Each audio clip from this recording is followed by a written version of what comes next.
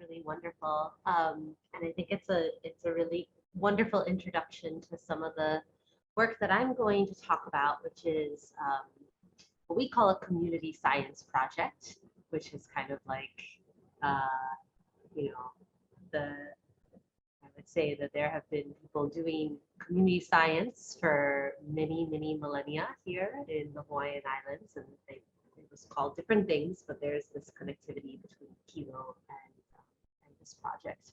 Um, and so one of the things that I really like about the King Tides project is it's taking this really abstract, large scale issue of climate change and connecting it to the places that we care for and that we love and that we spend time in, and that we know intimately and study and observe every day. And that is deeply connected to um, some of those elements that Maria was talking about. So I'm going to go ahead. Oh no, okay, I cannot minimize while I'm recording.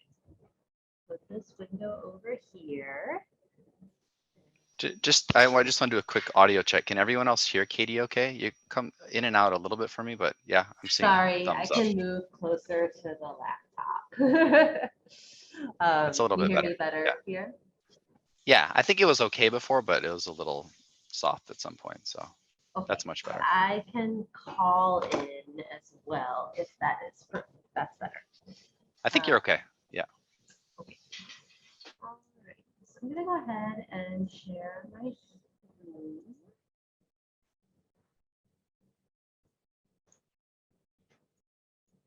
All right. So we're going to be talking about the Hawaii and Pacific Islands King Tides project, as well as some other sea level rise sort of platforms and tools that NOAA has available. But first, I'm going to give a really quick overview of sea level rise and what it is that we're experiencing and we expect to see into the future. So this graph shows global mean sea level change over time. So it goes from 1900 into where we are today. And then this is sea level change over time along axis. And so the blue is our tidal data over time. And then the green is and red is when satellites come into play and they start measuring sea levels with satellites. So you can see that, global mean sea level is going up and it's going up at an accelerating rate over time. So that's exponential growth of sea level rise. And we have this quote from NASA, which says, given what we know about how the ocean expands as it warms and how ice sheets and glaciers are adding water to the seas, it's pretty certain that we are locked into at least 3 feet of sea level rise and probably more. And so the question becomes kind of how quickly does that happen? And that really depends on our actions as people, as communities, how much carbon we put into the atmosphere, how quickly will determine how rapid that uptick is. But at this point, we do expect to see sea level rise, and it's just a question of how much and how fast. This is the local projections for Honolulu specifically, and it just kind of shows some of the different potential futures. The warmer colors that are higher levels are a future in which we continue to emit as much carbon as we emit now or more. And then some of these lower lines, these lower future options are if we drastically decrease the amount of carbon that we're emitting. But I think what we generally say in kind of planning and thinking about our future is we expect to see 3 feet of sea level rise before 2100. And so we're going to look a little bit at the sea level rise viewer and see what that actually means. So yeah, I thought this could be where we do a little bit with the sea level rise viewer, if that sounds okay. Yeah, that sounds great. Okay.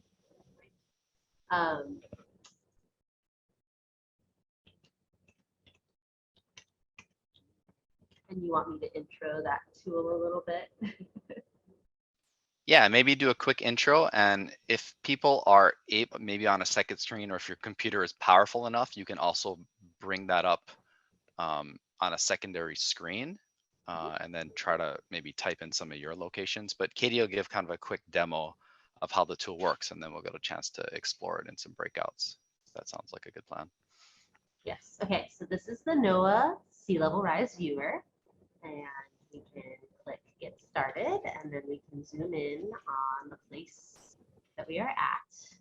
Um, and so what this does is it can show us a location. I guess I'll go to Ha'ea Fish Pond because that's where we were meant to be today.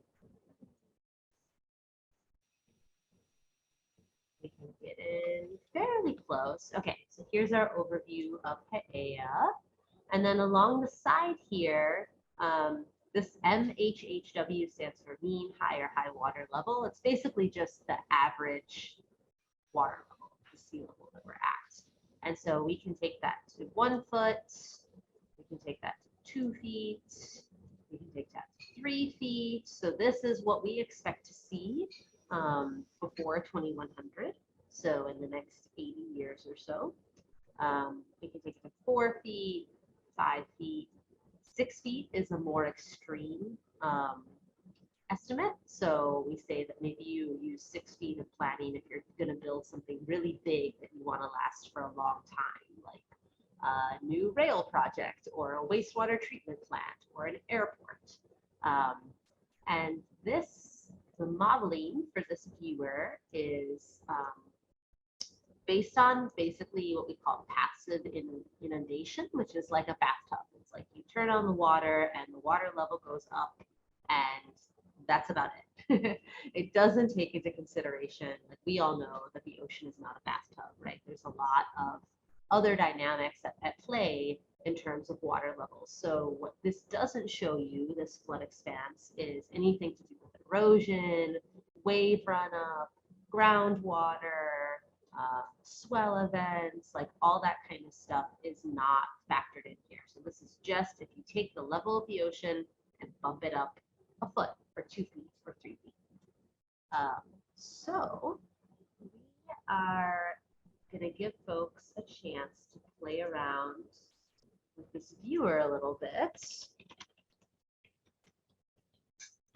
We have a couple questions that you can go through in small groups, but I'll put a link to the viewer first, and maybe I'll pause here and see if anybody has questions about what I've talked about so far. Are people able to get on to I put the link in the chat, so hopefully, I don't know if this is gonna crash some people's computers or not, but hopefully you're able to get to that. It also works on mobile, so if you happen to have that, it's not as easy to move around, but that's also a possibility too. How are people doing? Are people able to get on, or does anyone have any questions just in terms of orientation before we maybe go into breakout rooms maybe by location of island? That might be a good idea, and people can kind of hui, east side, south side, west side, and like Kauai folks. That might be a good way of, I don't know how we bring it up. Good. I'm seeing a lot of things in the chat that it's working well. Awesome. All right. So I will also put, these are the questions. Oh, grade level. Okay. Yeah, we can do that too, Debbie. Yeah. Oops. Okay, some of the questions we thought you could talk through in these breakout rooms. I guess depending on if you do form groups based on location, I would say look wherever you want. You can play around with the viewer. You can go to an area that's close to you. You can go to a fish pond, moku groups. Okay, so you can go look around kind of your own moku. But think about what's kind of expected to happen with 3 feet of sea level rise in the larger community. What areas appear to be particularly vulnerable?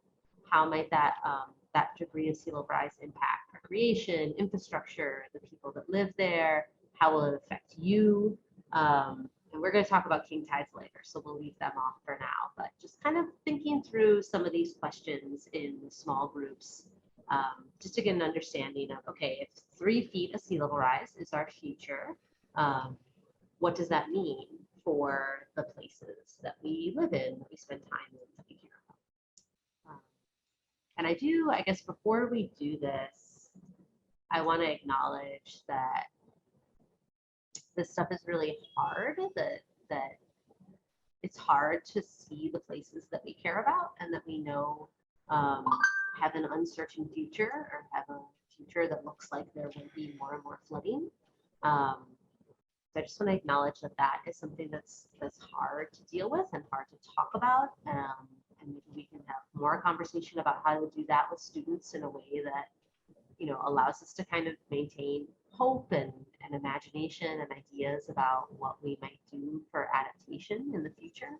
But the thing that I like to think about is, I guess, that all of these places are places that have seen really extreme change before and have adapted, and communities that have developed really innovative and inspiring ways of dealing with that change. And so I have hope that we will do that moving forward as well. But just to put it out there, that these are hard things to talk about.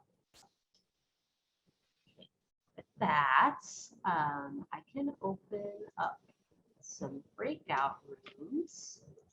Specifically with those locations, those local. This meeting is being recorded. Oh, sorry. Sorry. I think the local scenarios tab is specific to which one to, what's the term I'm looking for? To ground the sea level rise in that area, because it's going to be slightly different depending on which location you're in. So you find the location that's closest to where you want to look at the impacts and then use that as kind of the landmark.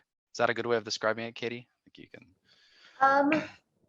Yeah, my understanding is that and I'm not sure, I can look at the tool, maybe we're thinking about two different things, but my understanding is that those are specific, like tide gauge specific projections. So they're based on the data collected from a particular tide gauge over time. So they're not likely to do more locations unless they put in more tide gauges, and you know, they use kind of like historic data and then factor in like modeling things to determine those more localized projections. So like that Honolulu projection you saw me give. Yeah, I'll share just so Debbie, I'll just share very quickly. I think she's referring to like these local scenario tabs, and there's only a couple of them. Yeah. So you pick the one that's closest to where you're interested in, because if you pick, you'll notice if you pick this one, kind of on the south side, and then you pick one kind of on Kaneohe side, you see the numbers, they change ever so slightly. Actually, in this one, they don't even really change. So I don't think it's going to make a big difference into it, but they just want to see if Kauai changes. See there, you saw the numbers change slightly. So you just pick a location that's closest to your area of interest. And then the model applies it. Sorry. Nope. Okay. Should I do some king tide stuff quick? Yeah, maybe 5 minutes if that's okay. Okay. Sorry. 5-10 minutes. If you guys are really, you know, I'm totally flexible. If we want to go into king tides a bit more, we can go a bit more. And the next session is really on tech tools and really Q&A. And then Logan either was going to join us too if people had Hope questions too. I know that came up yesterday and what to do with Hope, and we have limited time tomorrow. So I wanted to be able to maybe have a breakout room with Logan too. So that's the plan. And we were going to start that about 3:15. So okay, yeah, I'll try to go quick. Yeah, no problem. Yeah, so king tides, if folks are not familiar, are simply the highest high tide of the year. They are really helpful for us in understanding the impacts of sea level rise because they are a predictable time each year when we know we will have kind of more extreme tides than normal. And they just happen when the sun, the moon, and the earth are in alignment and in the closest point in their orbit to each other. So they're just because the gravitational pull is more extreme. So you get higher highs and lower lows. Some of this is probably familiar, right? So this is what we looked at. It's the tidal tide gauge data for the Honolulu Harbor for one day. So you can see there are 2 highs and there are 2 lows. But if you expand that out over a month, not all high tides are created equal. There are some months where you have higher highs and lower lows. And that's because of what's happening with the moon at that point in time and the sun and earth. And then the same thing happens over the course of a year. So this is the Honolulu tide gauge over the last 120 years. And you can see that there are these like big spikes that come up. Those are the king tides. They're just kind of unusually high tides that happen throughout the course of time. But what's interesting about these is they're kind of like a precursor to sea level rise. So you can see that this red line is the average like water level, and it's going up over time. So we have these extreme high tides, but the sort of baseline is also increasing over time. So you can imagine that as we extend this line and it goes up and up and up over the years, eventually our average water level will be what is today's like anomaly and really unusual high tides. So that's why we like to say the king tides are a window into the future, because they show us like, oh, okay, this is what it looks like when the water levels are what will be the norm maybe 30 years from now. And that is really helpful because it allows us to really understand the implications of sea level rise for local spaces and local coastlines more than like our models and our like, you know, map viewers tell us, right? You can look at those sea level rise maps all day, but it's hard to know like this specific storm drain will be one of the first ones impacted. This bike path will be one of the first places that's not accessible. This beach will be one of the first places where we see like really extreme erosion. And that's what these kind of precursor events allow us to understand. So we have a community science project that utilizes a technology that we all carry with us everywhere, our smartphones. And it also taps into collective local knowledge of our coastlines. This kind of connects back to what Malia was sharing earlier about the importance of observation and knowledge of place and connection to place, that your students know these places very well, right? They spend a lot of time on these coastlines. They've lived there for many years. Maybe they have generational connections to these places. And so that's really wonderful information that can help us understand the implications of sea level rise for these places as well. And so this is the website, and we have a little QR code. If you're able to scan it, it will take you there. And I just want to walk through really quickly how to take a photo and submit it to the project in hopes that you will submit some photos. So has everyone had a chance to scan and try it out? Hopefully, I'll riff for another minute or two. It's very easy. It's an online platform, so it's not an app, but it does look and feel like an app. You just don't have to download it or take up space on your phone or anything like that.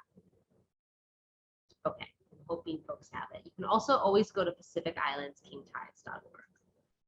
Oh, there it is bigger. Here's a second chance.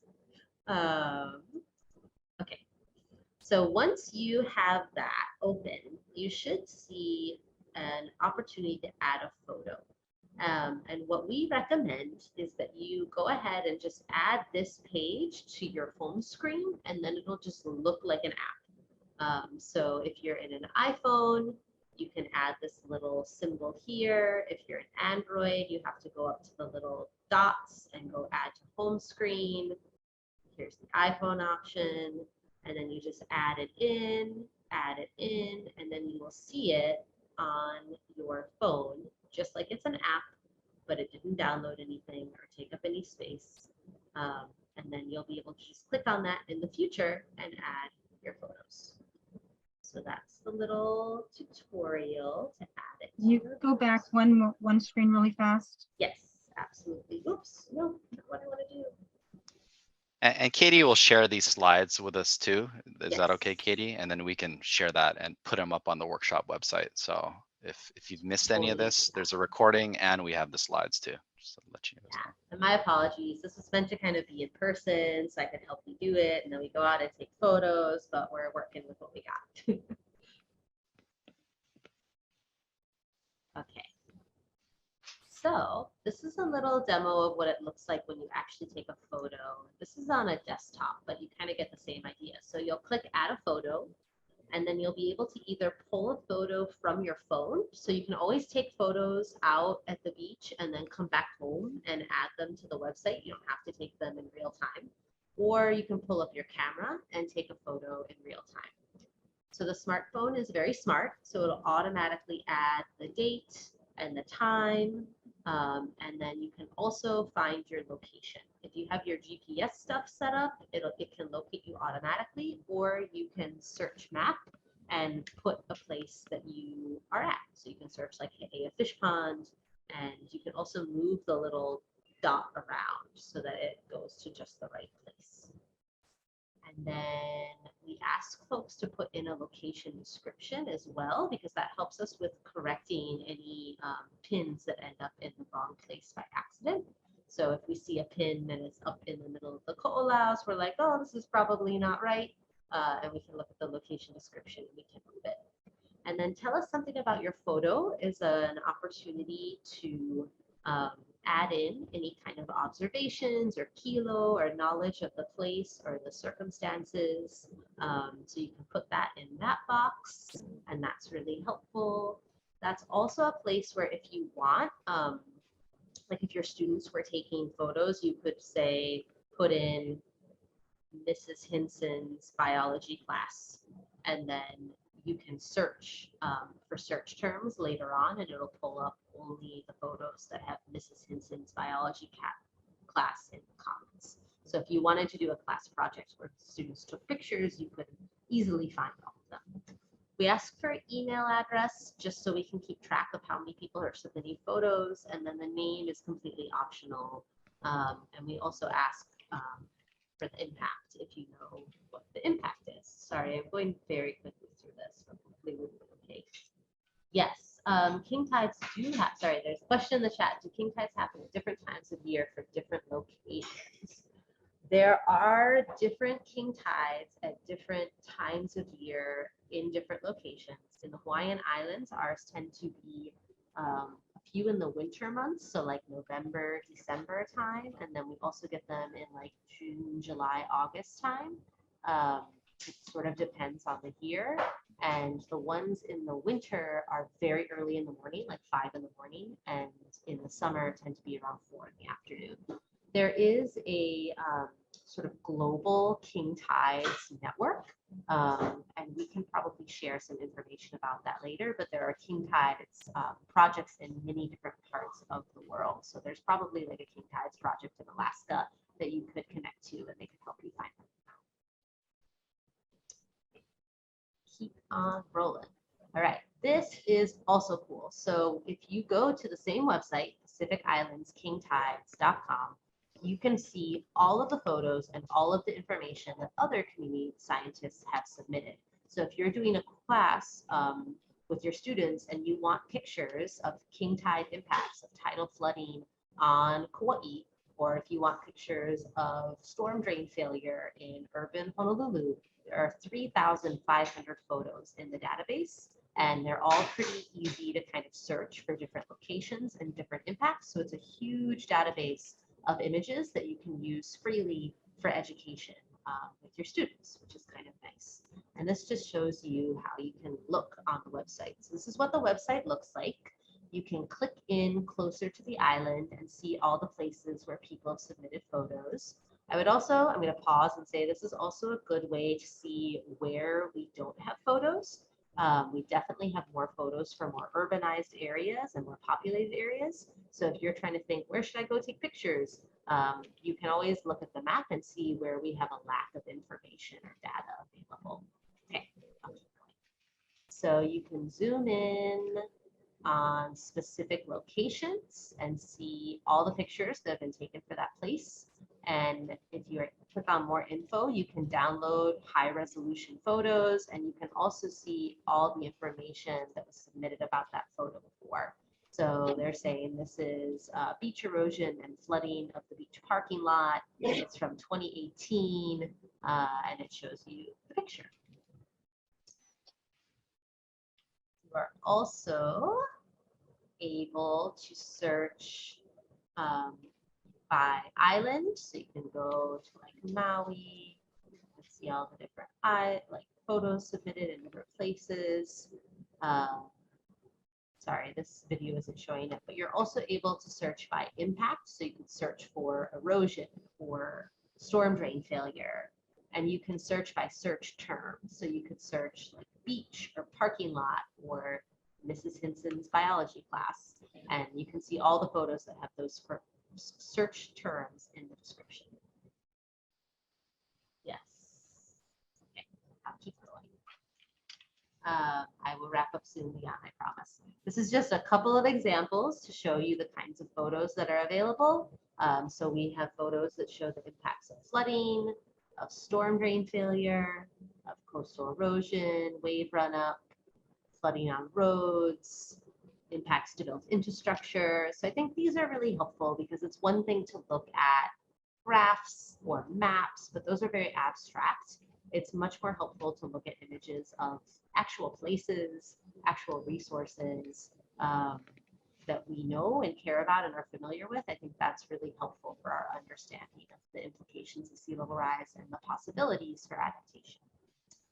And I will end by saying that we have king tides on July 12th and 13th, and then again on August 10 and 11.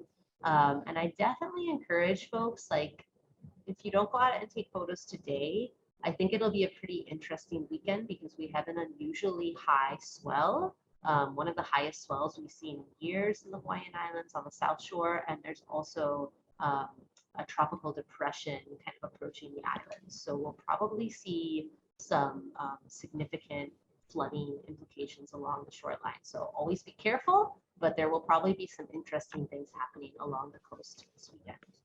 And I will just say that all of this information gets used for outreach and engagement and communication to the public. And then the photos are also used in scientific research and policy documents. So it's kind of an exciting way of engaging your students in ongoing climate science and climate policy, because these images do get used by practitioners in the government sense and in the research sense as well.